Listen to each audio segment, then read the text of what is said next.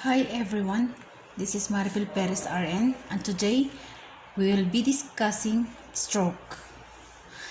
This video is part of a nursing review series over the neurosystem. Let's begin.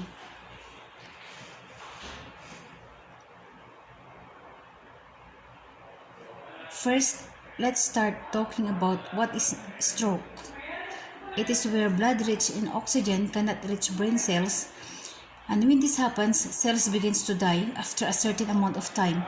Now, what can cause this? What can limit blood flow to the brain tissue? Well, number one, blockage of some type in those vessels that feed the brain tissue.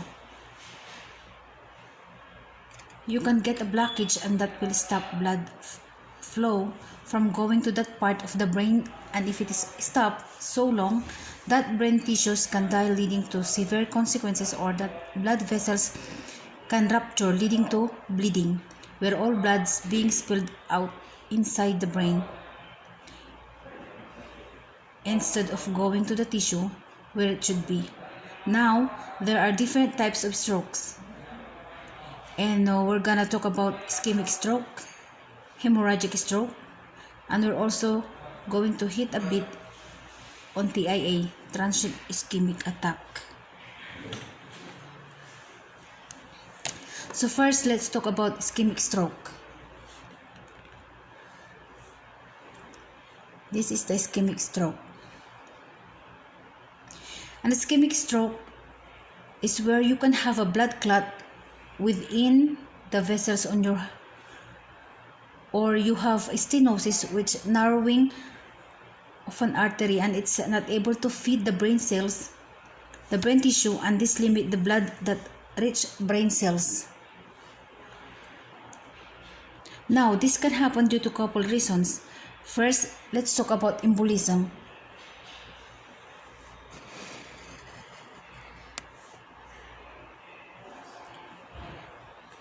Embolism is a clot has left a part of the body, example, the heart, or a rhythm called atrial fibrillation, where those atria are just covering the blood and pulling there too long. It can clot and it can leave the heart and travel to the brain, where it stops blood flow. And another type that happens is a thrombosis type of ischemic stroke. And this happens when a clot is formed within the artery wall, within the neck or the brain, and this is seen in patients with hyperlipidemia, high cholesterol, or atherosclerosis.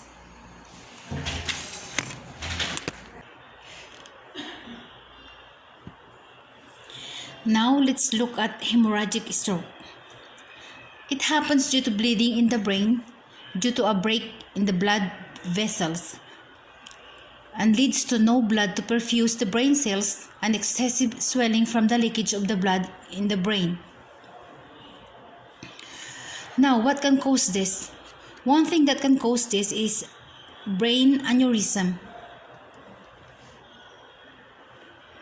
They have weakening of the vessels, it's bulging out, and it just bursts. Also, uncontrolled hypertension. So much force of the blood going to the brain can weaken those vessels. Also, older age. As a person ages, the vessels aren't as resilient as they used to be, which leads to decrease in the integrity and they can break. Now, let's talk about TIA.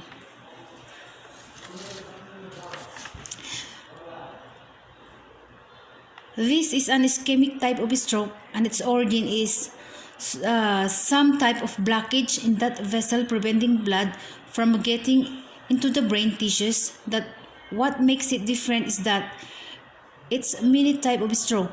It's not a full-blown stroke yet. It's one of the warning signs that something big is about to happen. So whenever a patient has this, they will have the signs and symptoms of a stroke. However, those symptoms only tend to last for a few minutes to hours and will resolve. So the patient just doesn't need to ignore this. They need to get evaluated.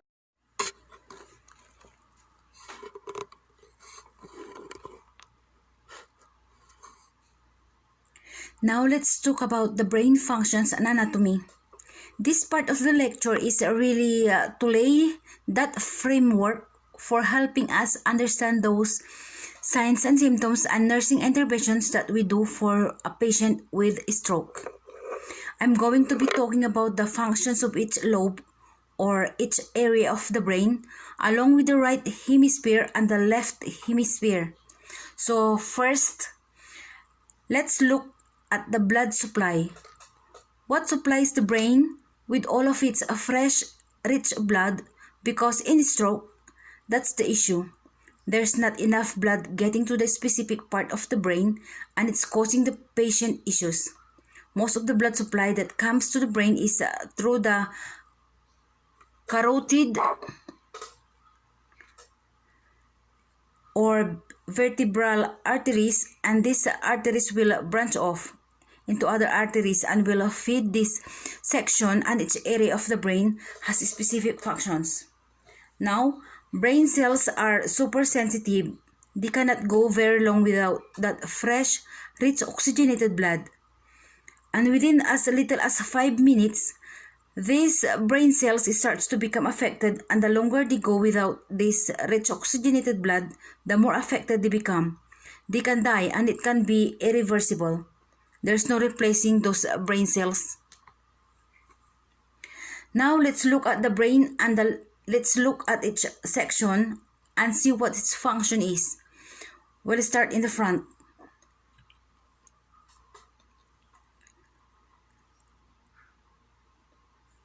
So we'll go with the front lobe, frontal lobe, which is represented in red. It is responsible for our thinking, speaking, memory, and movement. And the right behind that is blue in color, which is our parietal lobe, and it's responsible for our language and processing touch. And a little bit below that is in yellow, our temporal lobe. And it's responsible for hearing, learning, and processing our feelings. Then the right behind that is in green, our occipital lobe. And it is responsible for vision and how we perceive colors. So it is color perception. And then a little bit below that is our cerebellum, and it is responsible for balance and coordination.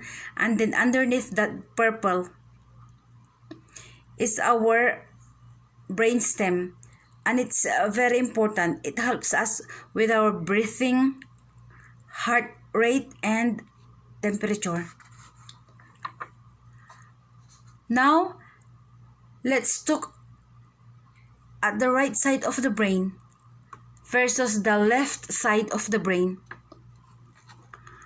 Our right side of the brain is responsible for creativity, so it helps us be creative, like music and arts.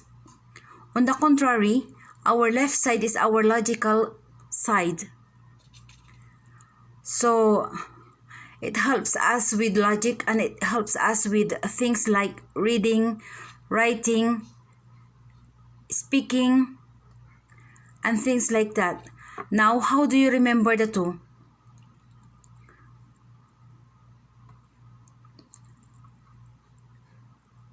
How I remember is that left starts with L, which is logic, and I know that the left side of the brain is our logic side, and the other side is the creative side. So let's talk at the right side. What does it help us do? Well, it helps us maintain an attention span. It also helps us show emotions and give us the ability to solve everyday problems by making those quick decisions and those plans. Also, it helps us reasoning, which gives ability to understand jokes and reading between lines.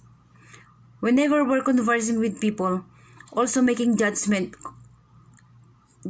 calls, having memory recall, and help us with music.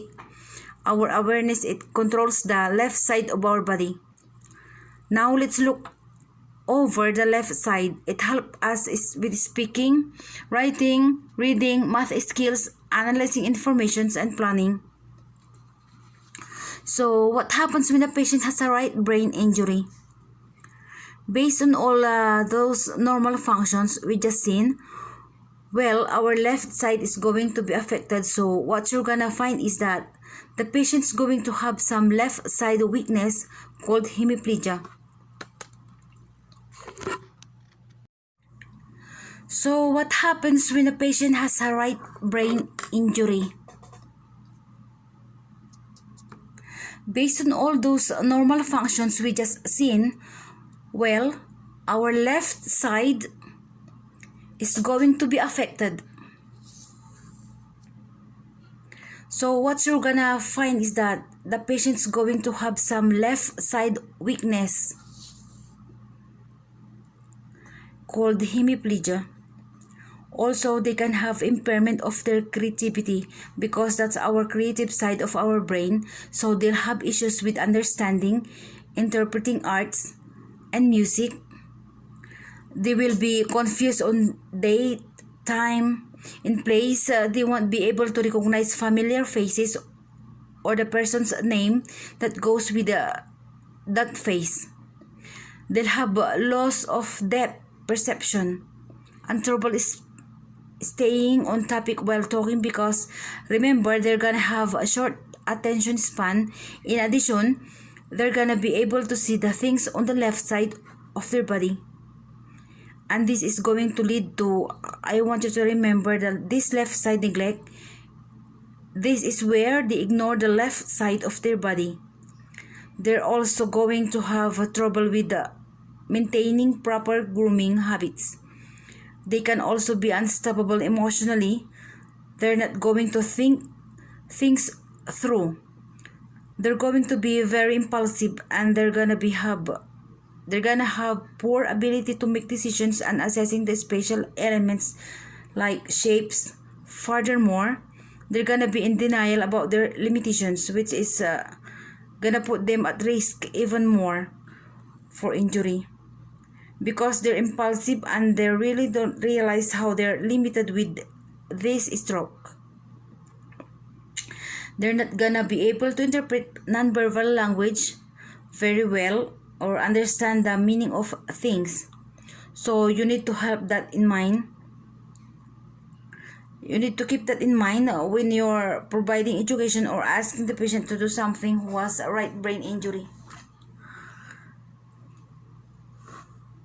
Now let's talk about if patient has a left brain injury. So again, the opposite is gonna be affected, the right side. So some findings you'll see is right side hemiplegia. This is the right side hemiplegia. Also, they have aphasia, and this is where they have trouble formulating words and comprehending them. And there's different forms of aphasia like expressive aphasia and receptive aphasia, and we're gonna talk in detail about those a little bit later on. All these patients are going to be aware of their limits.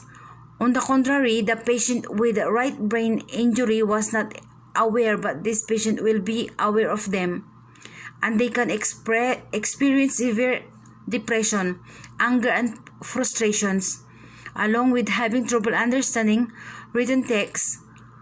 When they look at those words, they do not make sense to them. Also, issues when looking at numbers and interpreting math. Like third point, they have impaired math skills.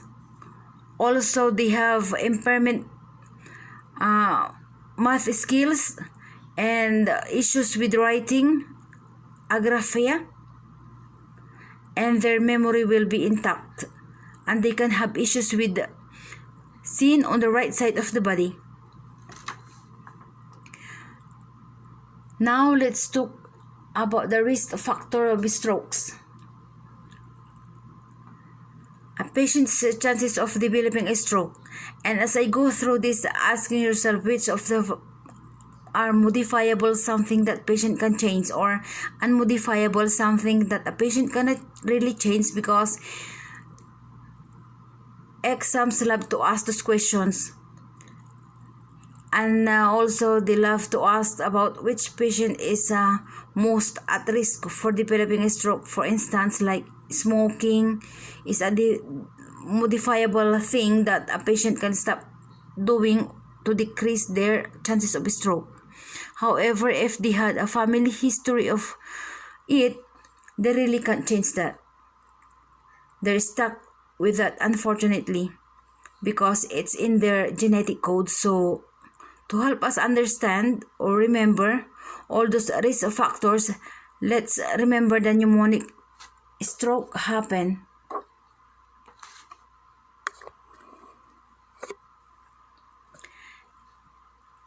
S stands for smoking.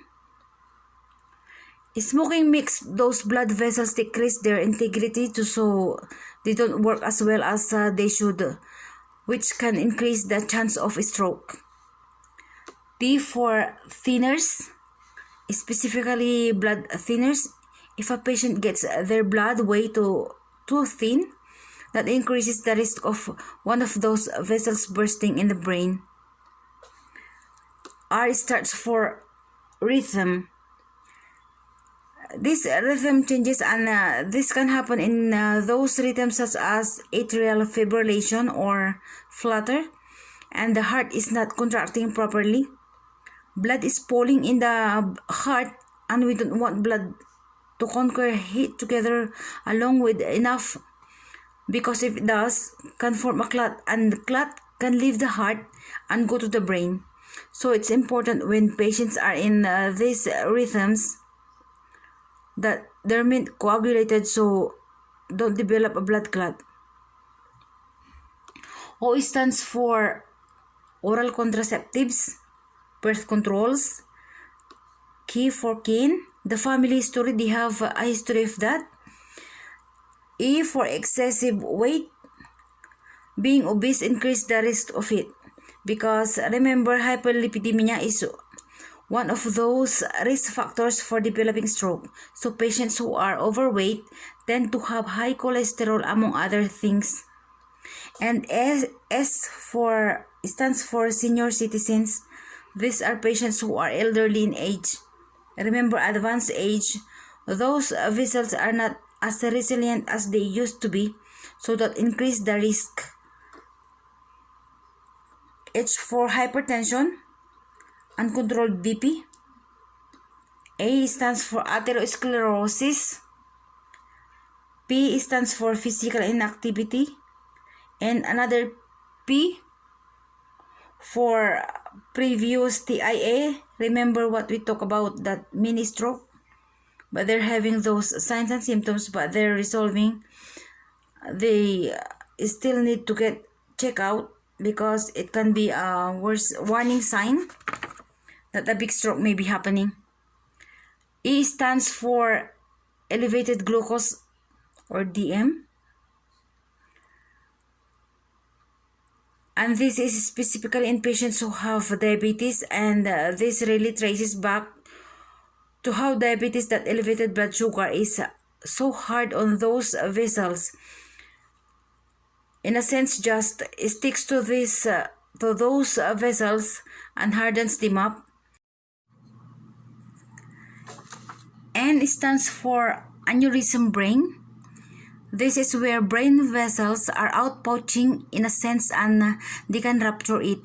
So if the patient has brain aneurysm, not really aware, and they uncontrolled hypertension, all that pressure hitting that vessels that has really lost its integrity can just rupture open and lead to hemorrhagic stroke.